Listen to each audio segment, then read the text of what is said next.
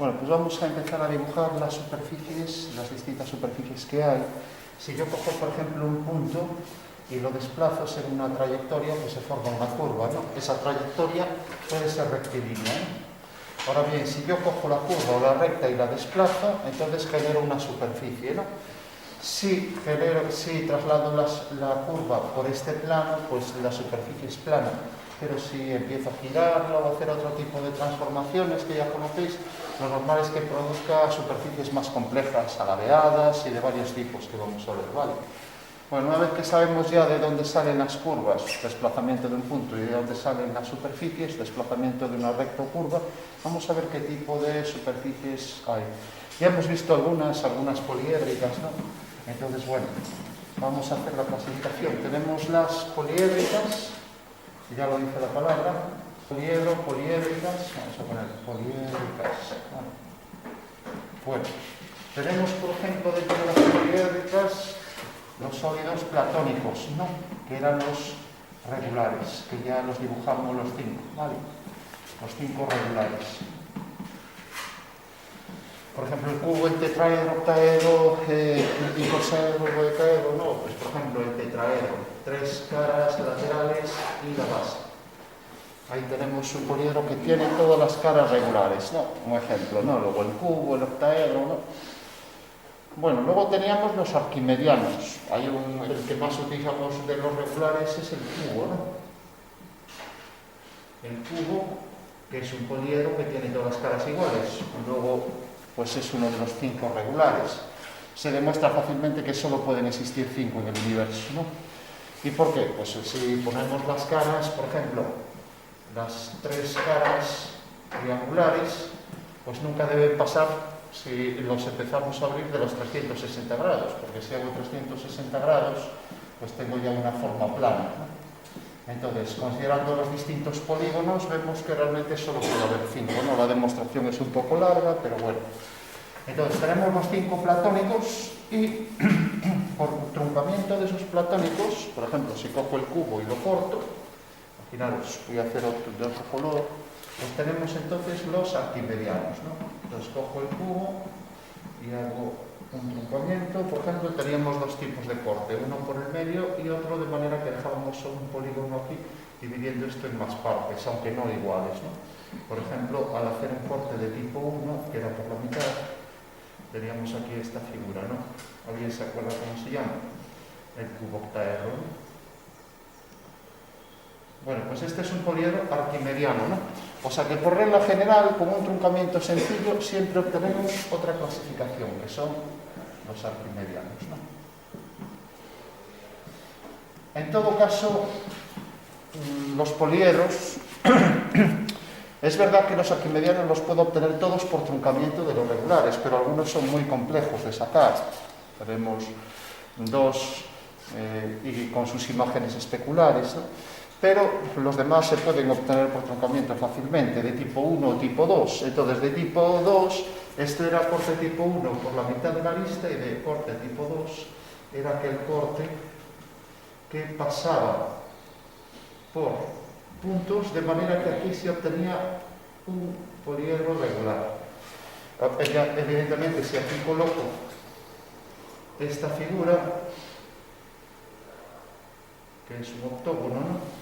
Pues necesariamente ese octógono no deja este trozo igual que este, no, en contra de lo que se pudiera pensar. O sea que no se divide en 3 partes iguales, como aquí, en partes iguales, no. Aquí se pone un polígono regular en el centro, aquí otro octógono, y obtenemos otro arquimediano, ¿no?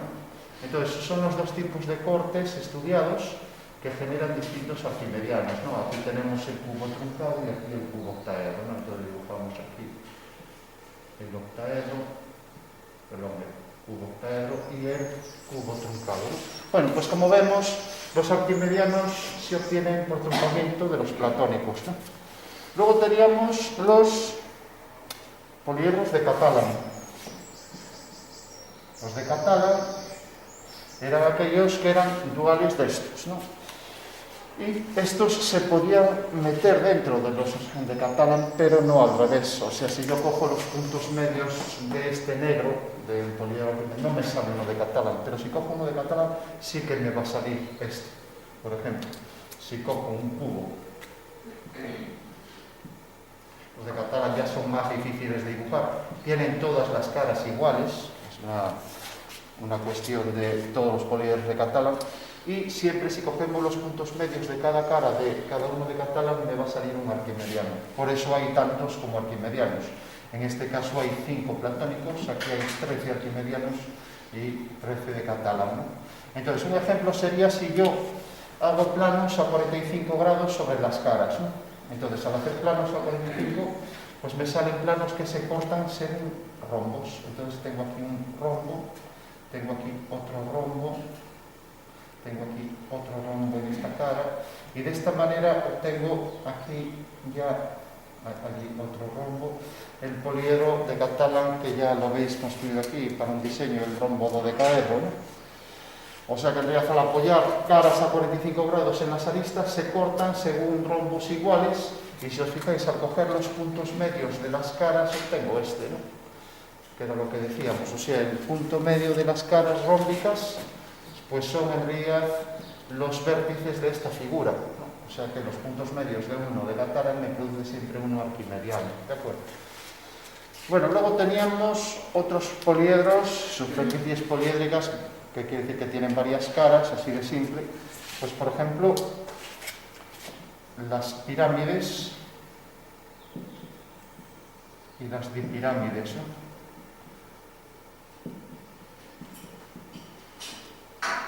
Mientras que luego tenemos los prismas, los antiprismas y los deltoedros, ¿no? Y los deltaedros, ¿no? Bueno, hay muchas más clasificaciones, pero en principio todo el mundo sabe ya lo que es una pirámide. Podemos partir de una base, por ejemplo, pentagonal, triangular, equilátera, lo que queramos, por ejemplo, un pentágono, hexágono, y luego pues un vértice que puede estar centrado sobre la vertical por el punto medio, desplazado, pues generamos ya ahí una pirámide, ¿no? Obviamente, si yo pues esto lo duplico, pues obtengo la dipirámide, ¿no? Imaginamos una pirámide y aquí debajo otro vértice y ahí tengo ya la dipirámide, ¿no? O sea que pirámides y dipirámides, pues bueno, si duplicamos la pirámide, hacemos la simétrica de la figura respecto a la base, obtenemos la dipirámide, ¿no? Mientras que los prismas, pues bueno, en vez de hacer que todas las caras laterales confluyan en un vértice, ese vértice lo lanzo al infinito y me sale entonces el prisma, ¿no? O sea, digamos que es una pirámide que tiene un vértice en el infinito, ¿no? Queda tan lejos que todas las líneas ya se convierten en paralelas, ¿no? Mientras que antiprisma, pues era, cojo un prisma y lo giro, de manera que la cara esta, al girarla, pues pasa lo siguiente. O sea, tengo aquí, por ejemplo, un pentágono, y ahora al hacer el giro del pentágono por abajo, este vértice me viene a parar aquí. De esa manera obtengo ya aquí la forma antiprismática, ¿no? Con más caras es más fácil de entender, o sea que vamos poniendo aquí triángulos. Bueno, pues eso es el antiprisma, ¿vale? Pues ahí me va saliendo el poliedro con todas las caras. O sea que en realidad es coger las caras, girarlas de manera que donde aquí está el punto medio ahora pasa al medio de la mediatriz por abajo, ¿no? Y entonces esas dos caras unidas mediante aristas me produce el antiprisma. Bueno, tenemos los deltaedros, que son figuras formadas, pirámides formadas por pirámides y también superficies con triángulos equiláteros. Entonces, pues por ejemplo, el tetraedro irregular es un deltaedro, ¿no? Vale. O sea que siempre los deltaedros están formados por triángulos equiláteros, nada más que eso, ¿vale? O sea que puedo coger un regular y tenemos que es un deltaedro. Por ejemplo, un regular pues sería el octaedro irregular, ¿no? Que está formado por dos pirámides unidas. Es también una dipirámide, ¿no? Bueno, y es un deltaedro porque tiene sus caras triangulares equiláteras, ¿no? Y por último, los deltoedros, pues son esas figuras que tienen algunos dados de un juego, no sé cómo se llama, está formado en sus caras laterales por deltoides. Es algo como estos. O sea, sus caras laterales son, en realidad, trapezoides, de manera un deltoide es algo como esto. Tiene dos aristas iguales y otras dos iguales, pero esta es distinta de esta y esta también. O sea que tiene un eje de simetría, ¿no? Eso es un deltoide. Bueno, pues un deltoedro está formado por esas figuras, ¿no? Si cortamos el deltoedro por aquí, pues nos sale el antiprisma, ¿no? Si lo cortamos por aquí. Bueno, pues esto de aquí es un antiprisma y lo de arriba es una pirámide y esto otra pirámide, ¿no? Un deltoedro lo podemos obtener de muchas formas. Una de ellas es, si cojo, por ejemplo, un prisma y una diagonal, por ejemplo, la que pasa, lo que llamamos diagonal principal, la que pasa por estos dos puntos, y la giro, y la intersección de todos los prismas que me va produciendo, si es un número impar, me sale esta figura, ¿vale? Si es un número par, me sale la bipirámide, ¿vale? Es muy curioso, pero bueno, eso es fácil de demostrar. Bueno, si cogemos los puntos, ciertos puntos aquí, no puntos medios, porque aquí un punto medio es difícil de definir, ¿no? Pero al coger aquí unos puntos de esta figura centrados en las caras sobre estos ejes de simetría, pues me va a salir el antiprisma. O sea que si cojo aquí, por ejemplo, este punto, pues si os fijáis, esto es un antiprisma, ¿no? Por eso decimos que la figura dual de un antiprisma es un deltoedro, ¿no? Vale. Mientras que el dual de un prisma es una dipirámide, ¿no? Por ejemplo, si cojo aquí este prisma regular, formado por un hexágono regular, y cojo aquí los puntos medios, al unirlo me sale una bipirámide, ¿vale? Aquí tendríamos otra cara, etcétera, ¿no? O sea, tendría las dipirámides y ¿dónde están? Las dipirámides y los prismas son duales, ¿vale? Mientras que los deltoedros, como vemos allí, los deltoedros y los antiprismas también son duales, ¿no? Una propiedad de poliedros. Bueno, pues esa es la clasificación poliédrica, formada por formas planas, todo. Luego hay otras clasificaciones, hay estructuras geodésicas que ya son más complejas, no las vamos a ver, pero bueno, las estructuras geodésicas, tenéis muchos vídeos ahí que van a presentar, se pueden basar, las basamos partiendo de poliedros regulares y se trata de, es tan sencillo como esto, si yo tengo una esfera y coloco dentro un cubo inscrito, pues bueno, puedo hacer la geodésica de un cubo proyectando, tengo ya los vértices sobre la esfera. Entonces, si digo que es de frecuencia 2, pues cojo el punto este, lo proyecto sobre la esfera desde el centro, y entonces voy uniendo los puntos. Hago eso con todas las aristas y me sale la geodésica. Y luego teníamos los de Johnson, que los poliedros que no están aquí, quitando pues alguna dipirámide, etcétera, pues podemos generar hasta 92 poliedros más que tienen las caras con polígonos regulares, igual que los platónicos. Por ejemplo, si yo cojo una forma prismática, triangular, de manera que esto es un cuadrado, por aquí detrás hay otro cuadrado, tres caras laterales cuadrados, y aquí encima pongo un tetraedro y aquí abajo otro. Si os fijáis, es un poliedro que es convexo, o sea que no tiene huecos, que es hacia afuera todo, y tiene solo caras regulares. Entonces Johnson hizo la clasificación de 92 poliedros que no fueran ni regulares, ni arquimedianos, y que tuvieran caras regulares, ¿no? Y que al mismo tiempo fueran convexos, ¿vale? Entonces podéis pensar muchos, podéis sacar sin necesidad de ver la lista. Entonces cojo otros dos tetraedros más uno y ahí tenéis, pues no solo una dipirámide, sino que también es otro poliedro de Johnson, ¿no? Y ahora tenemos otras, pues superficies de evolución, ¿no? Superficies de segundo grado, por ejemplo. Superficies o cuadráticas, ¿no? Evolución, cuadráticas, superficies regladas, superficies radiadas, Superficies regladas ladeadas. Superficies compuestas. Poliedros compuestos son también aquellos que tienen dos caras centradas, dos centros coincidentes, y entonces obtenemos la composición de dos poliedros, ¿no? Serían poliedros compuestos. Superficies de revolución.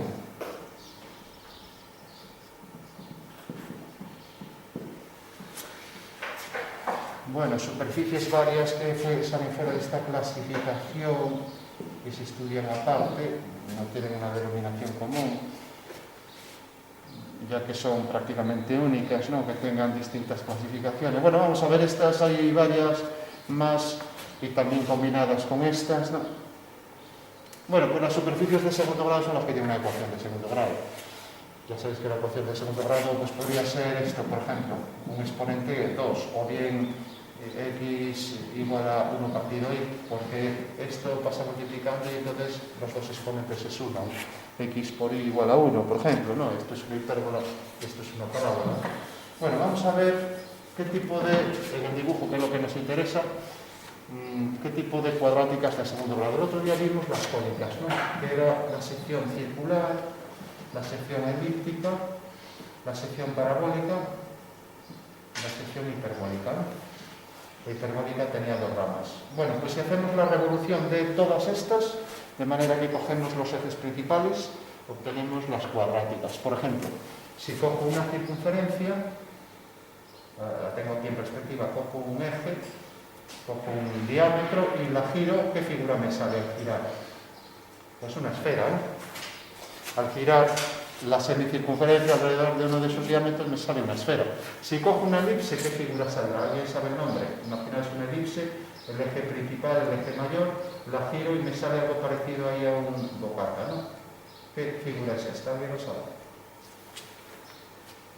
Un elipsoide, ¿vale? O sea, una elipse de revolución es un elipsoide de dos ejes. Sí, fijaros que al ser de revolución, todas las secciones en los cuerpos de revolución son formas circulares, circunferencias, pero si aquí en esta sección cojo una elipse, que también puedo hacerlo, esta sección cojo otra elipse, entonces me sale un elipsoide de tres ejes, ¿vale? También ese elipsoide, visto desde arriba, esto también se proyecta en una elipse, ¿no? O sea, elipsoide de dos ejes si es de revolución y de tres ejes si no es de revolución, ¿vale? Bueno, ¿alguien sabe cómo se llama la superficie que se genera cuando gira una parábola en torno a su eje? Algo como esto.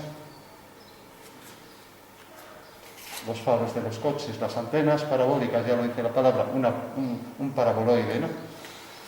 Y por último, si giro la hipérbola con dos ramas, pues me saldrá algo como esto, ¿no? O sea que tengo aquí el hiperboloide de dos hojas, ¿no? Si en vez de girar por este eje, pues giro por este, pues me sale algo como esto. Algo así como una canasta de baloncesto. Vale, o sea que tengo la esfera, el elipsoide, el paraboloide, el hiperboloide de dos hojas y el hiperboloide de una hoja o reglado. ¿Por qué le llaman reglado? Porque también es una reglada ladeada. ¿Y por qué? Porque se puede hacer con líneas rectas. Parece mentira que esto se puede hacer con líneas rectas, ¿no? Pero fijaros, lo vamos a dibujar con detalle. Esto, si hago aquí líneas que son ahí arriba tangentes, pues vemos que efectivamente aquí salen líneas rectas, ¿no? O sea que efectivamente puedo generarlo con rectas, ¿no? Bueno, un paraboloide hiperbólico, la forma de nuestro universo y la forma de la patata frita también es una superficie cuadrática, ¿no? Con la ecuación más sencilla de todos estos, ¿no? Fijaros aquí la superficie cuadrática que también es reglada, ladeada, también la puedo hacer con líneas rectas, ¿no? Bueno, pues este es el paraboloide hiperbólico, ¿vale? Bueno, pues esas son las cuadráticas y todas estas tienen su ecuación de segundo grado. Y son fáciles de dibujar, por eso dibujamos las cónicas, porque es la cónica de revolución. Y a veces ni siquiera necesitamos dibujar la cónica para generarlas. Entonces tenemos la esfera, elipsoide, paraboloide, hiperboloide, de dos hojas de una, y paraboloide hiperbólico. Vale, esto es una parábola que se desplaza sobre otra parábola. Entonces genera aquí nuevas parábolas, ¿no? Vale. Mientras que aquí la parábola está invertida y se desplaza sobre esta, también genera aquí otras parábolas, ¿no? Es la silla de montar, típica, ¿no? Entonces se estudia mucho porque tiene muchísimas aplicaciones, ¿no? Bueno, ahí tenemos ya las de segundo grado, cuadráticas, ¿vale? O sea que esto ya lo hemos visto. Una superficie de evolución es aquella que evoluciona de una forma a otra. Por ejemplo, si yo cojo un cuadrado y digo, representarme una figura que tenga aquí arriba un cuadrado y aquí abajo una circunferencia. Bueno, pues es una figura que se va transformando poco a poco en esta. De manera que al principio este cuadrado se acaba transformando, cada vez es más redondo, hasta que llega a ser una circunferencia. O sea, una superficie que evoluciona de una forma a otra, nada más que eso, ¿no? Si os fijáis en la naturaleza es lo que más se da, por lo menos a nivel técnico. El diseño de un coche, de un avión, de cualquier objeto que veis por ahí, un tenedor, una cuchara, son superficies de evolución. ¿Por qué? Pues si cogéis un tenedor, pues veréis, o un cuchillo, este es el cuchillo, por ejemplo, y aquí tiene la navaja, o sea. Bueno, pues veis que al hacer cortes distintos, recordad lo de la sección girada, una sección girada a 90 grados, pues el corte de este detalle es este, por ejemplo, ¿no? Aquí con el eje de giro, ¿no? Pero si lo cortamos más adelante, pues el corte es este, ¿no? Bueno, ¿qué quiere decir? Que es una superficie de evolución, evoluciona en distintas secciones, ¿no? Bueno, pues ya sabemos lo que es una superficie de evolución, pasa de una forma a otra, como vemos en las secciones del cuchillo que están giradas, una forma de hacer los diseños, pues sería representar formas como esta, que son bastante complejas, hacer las secciones giradas o abatidas, que se llaman, ¿no? También las podemos desplazar, podemos coger aquí la sección, desplazarla y girarla, ¿no? Entonces la sección quedaría aquí desplazada. Entonces ya habría que marcar aquí que se ha hecho el desplazamiento con estas dos, ¿no? Bueno, tenemos la superficie de evolución. Una reglada es aquella que se puede seguir con líneas rectas, por ejemplo, esta es reglada, porque se pueden hacer con líneas rectas. Por ejemplo, un cono es reglado. Pues sí, porque si cojo el cono y cojo una regla, la puedo seguir con la regla. O sea, puedo coger una regla y tocar todos sus puntos, ¿no? Paso la regla por la superficie y la regla, por ejemplo, la voy colocando por aquí. Entonces vemos que, como toca todos los puntos, pues es una superficie reglada, ¿vale? Una esfera es reglada, no. Porque por mucho que pase por todos los puntos, las reglas son infinitos puntos, no puede tocar los infinitos puntos. Vale. Un cono es reglado, sí, porque puedo hacerlo con líneas rectas, puedo seguir una regla y tocar todos los puntos de su superficie, ¿no? Entonces, el cono, el cilindro es reglado, cojo la regla, la coloco aquí, la empiezo a desplazar, luego la paso por la cara de arriba, de abajo, el cono es reglado, ¿no? Bueno, pues esas son las superficies regladas, o sea que con líneas rectas las puedo trazar, ¿no? Una superficie radiada, bueno, pues que puedo hacer un radio para construirla. Por ejemplo, un cilindro, un cono, pongamos un cono oblicuo, por ejemplo. Si nos fijamos aquí puede haber un radio que se mueve de manera que toca ahí toda la superficie cónica. Entonces una radiada es un cono, pero también es un cilindro. Si paso ese punto al infinito, pues tengo ese cilindro oblicuo, que también pues vemos que el radio este está en el infinito y lo muevo de manera que todas las generatrices son paralelas, ¿no? O sea, son transradiales, ¿no? O sea que los cilindros, los conos, los prismas son superficies radiales, ¿no? Ya que en realidad un prisma es como un cilindro. ¿Qué diferencia hay? Pues que el prisma, en el momento en que tiene infinitas caras, pues se convierte en un cilindro, ¿no? O sea, si le voy poniendo más caras a esto, cada vez se transforma más, se acerca más al cilindro, ¿no? En el momento que tiene infinitas caras es cuando ya es cilindro, ¿no? O sea que es una superficie radial, y lo mismo pasa con la pirámide. Una pirámide de infinitas caras laterales se convierte también en un cono, ¿vale? O sea que todas estas son radiadas, ¿vale? Bueno, sabemos lo que son ya superficies radiadas. Regladas aladeadas, vimos antes el ejemplo del paraboloide hiperbólico y del hiperboloide de una hoja, y son aquellas que son regladas, o sea que se puede seguir con una regla, pero al mismo tiempo tienen alabeo. Alabeo quiere decir que no están en un mismo plano, que las generatrices que la conforman y que están infinitamente próximas se cruzan, ¿no? Vamos a ver un ejemplo.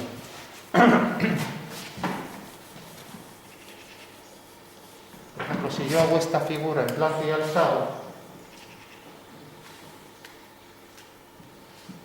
tenemos aquí el visto desde arriba, la planta, y visto desde abajo, ¿no? Vale, visto así parece que no queda muy bien definido, ¿no? Porque eso en principio puede ser una cuña, ¿no? Ahora bien, si yo represento aquí un perfil, fijaros, como la superficie es así de extraña, vamos a representarla aquí. Tengo aquí esta línea, tengo aquí esta otra y tengo aquí esta, ¿no? Fijaros que el perfil es esto, ya no puede ser una cuña, ¿no? Entonces, lo único que tengo que hacer es dividir esto en partes iguales. Dividir esto en partes iguales. Aquí tenemos 4 partes, pues aquí igual. Y unir esos puntos con líneas rectas. Y entonces me sale ahí una superficie que tiene curvatura, pero que al mismo tiempo pues está hecha con líneas rectas. Entonces es reglada a la de ala, ¿vale? ¿Qué quiere decir? Que en realidad dos generatrices que están muy cerca pues se cruzan, o sea que no coinciden, no se cortan consigo mismos, ¿no? Bueno, pues eso es un trozo de paraboloide hiperbólico del que vimos antes. La silla de montar, si le quitamos un trozo a la silla de montar, de manera que aquí, por ejemplo, cogemos estas generatrices y cogemos estas otras, por ejemplo, las de un sistema se llaman, aquí tenemos una generatriz y aquí cogemos las del otro sistema. Si cogemos este cuadrilátero de aquí, por ejemplo, pues es esta figura, ¿no? Y es el paraboloide hiperbólico. Vale. Bueno, tenemos el paraboloide hiperbólico. Fijaros que yo también puedo hacer la división de este lado. Entonces decir, bueno, pues aquí también hago las divisiones.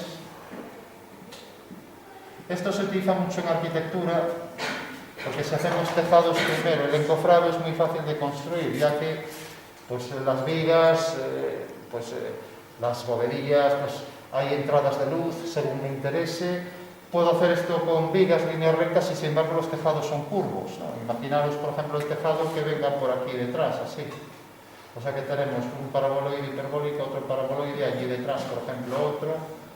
Con lo cual, y fijaros que la intersección de estos puntos pues nos genera aquí, por regla general son hipérbolas, pero bueno, en este caso, como son secciones, si son secciones que son paralelas a esta recta, son paralelas, ¿vale? Paralelas o coincidentes con esa recta, ¿no? Por regla general, las secciones de esta superficie son hipérbolas, ¿no? Cuando la dibujábamos aquí, pues estas secciones son parabólicas, estas son parabólicas y todas las demás son hiperbólicas. Bueno, vemos ahí un ejemplo de reglada labiada. Dibujaremos varias, por eso es muy curioso. Fijaros que podemos hacer superficies curvas con líneas rectas y eso pues tiene mucho interés, ¿no? Y la fácil construcción de cualquier figura compleja gracias a estos planos que tienen curvatura, ¿no? Fijaros que tiene curvatura porque esto, si unimos los puntos, nos sale aquí esta curva y nos sale aquí esta, ¿no? O sea, decimos que es curvatura de tipo negativa. ¿Qué significa? Que en una dirección es hacia afuera y en esa misma dirección es hacia adentro, ¿vale? Porque hay 3 tipos de curvatura. Cuando, por ejemplo, en una esfera, curvatura hacia afuera y hacia afuera en un punto. Es curvatura elíptica, ¿vale? Hacia afuera y hacia adentro, hiperbólica. Y curvatura, son los 3 tipos de curvatura que hay. Y curvatura nula, por ejemplo, en un cono, tenemos aquí la curvatura en un sentido es de circunferencia, pero aquí es una línea recta. Entonces este punto es parabólico y tiene los puntos de curvatura parabólica, ¿vale? Lo veréis muchas veces cuando hablan, el universo tiene curvatura elíptica. Pues es este caso. ¿Tiene curvatura hiperbólica? Es esta. Hoy en día parece que es esta, ¿no? Ya en otros tiempos se creía que no, que era esta, pero hoy en día ya parece ya que es esta. Bueno, sabemos ya qué tipos de puntos tienen una superficie, puntos de curvatura hiperbólica, elíptica o parabólica, ¿no? Y bueno, ya nos quedan ahí pues 2 o 3 y ya terminamos. Las compuestas formadas por varias, por ejemplo, si yo cojo una superficie de revolución, un cilindro, la revolución es la que está engendrada por el giro de una curva respecto a un eje, de manera que la curva esté en el mismo plano que el eje. Entonces, por ejemplo, un cilindro, ¿no? Y fijaros que aquí lo uno a una semiesfera, ¿no? Bueno, pues esa es una superficie compuesta de dos superficies distintas, las dos de revolución, la semiesfera y esta, ¿no? Por ejemplo, y así ya también vemos la de revolución. ¿Alguien sabe cómo se llama esta superficie? Que la veis por todas partes.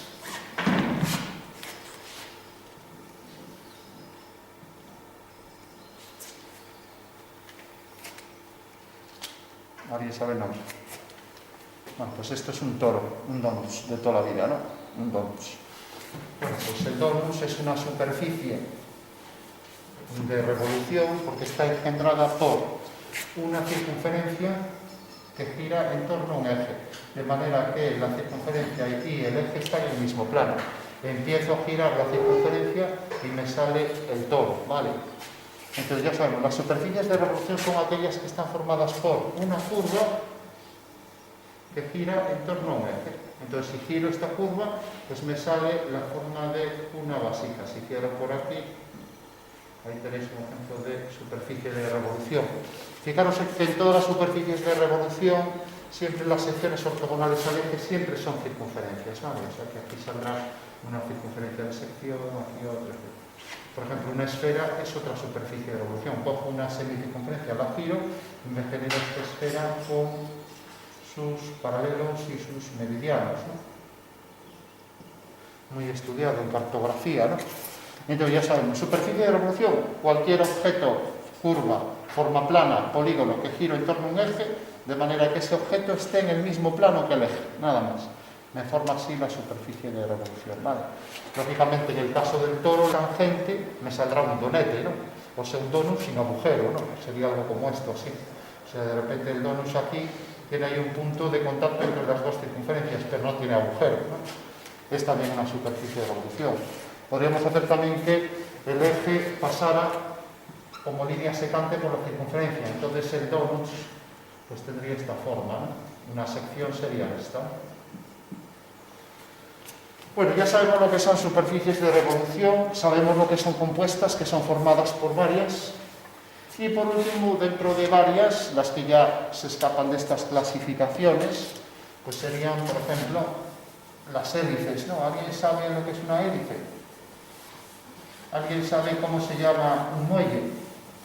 Técnicamente, un muelle es un serpentín, ¿no? Entonces, una hélice no es más que esto, algo como estas.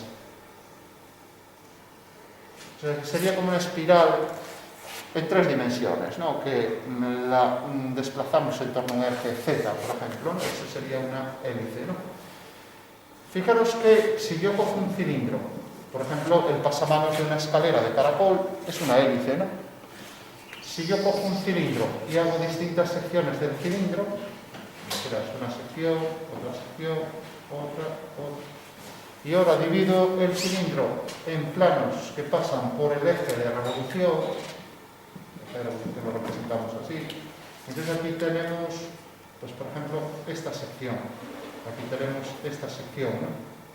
Pues empiezo a hacer secciones, ¿no? Bueno, pues ahora lo que cojo es estos puntos de intersección. Bueno, pues en esos puntos de intersección ya me sale la hélice, ¿vale? O sea, esa forma de movimiento que gira y al mismo tiempo se traslada, ¿de acuerdo? O sea, es en realidad un muelle, ¿no? O sea que eso sería una hélice. Si genero una superficie con la hélice, por ejemplo, imaginaros que voy haciendo aquí líneas ortogonales a este eje. Entonces, de repente aquí lo que estoy obteniendo aquí, pues es un helizoide. O sea, a partir de la hélice genero una superficie pues de este tipo, un helizoide recto, con estas generatrices que son ortogonales al eje central. Bueno, pues eso sería la hélice y, si os fijáis, la hélice la puedo adecuar a cualquier forma, a cualquier superficie, ¿no? Por ejemplo, si cojo un cono o una esfera, imaginaros una esfera. La esfera tiene aquí los distintos paralelos, serían estas secciones, y tiene los distintos meridianos, ¿no? Imaginaros el globo terráqueo, ¿no? Si hago muchos paralelos y más meridianos, ¿no? Si os fijáis, la intersección de los paralelos y los meridianos siempre el siguiente, ¿no? El siguiente, el punto de arriba, siguiente, punto de arriba, siguiente. Pues aquí se me genera una hélice, también una hélice esférica, ¿no? O sea que siempre puedo adecuar la hélice a cualquier superficie. Imaginaros un cono.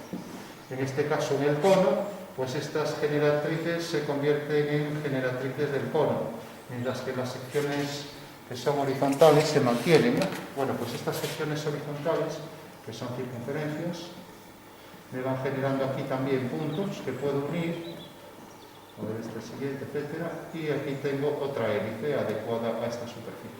O sea que es hacer esa forma de hélice adecuada a un cono, a una esfera, a un cilindro, a la figura que queramos, o hasta un toro, o sea, a la que queramos, ¿no? Hacemos siempre las secciones que son horizontales y luego las secciones que pasan por el eje central y ya obtenemos la hélice, ¿no? Y por último, si uníamos la hélice con, por ejemplo, puntos del eje o en cualquier dirección, manteniendo siempre la misma dirección, pues obtenemos los helizoides, ¿no? Bueno, pues es otro tipo de superficie que se estudia mucho, ¿no? Como veis, es componer un giro con una traslación, nada más que eso, ¿no? Entonces, si yo desplazo, por ejemplo, una esfera sobre esto, se me forma el muelle. El muelle suele tener una sección circular y es lo que se llama el serpentín, ¿no? O sea, esto con volumen es el serpentín, ¿de acuerdo? Pues el muelle es también algo muy estudiado. Los amortiguadores pues llevan al lado siempre los muelles, que pues veis ahí un ejemplo práctico que se utiliza mucho en mecánica, ¿no?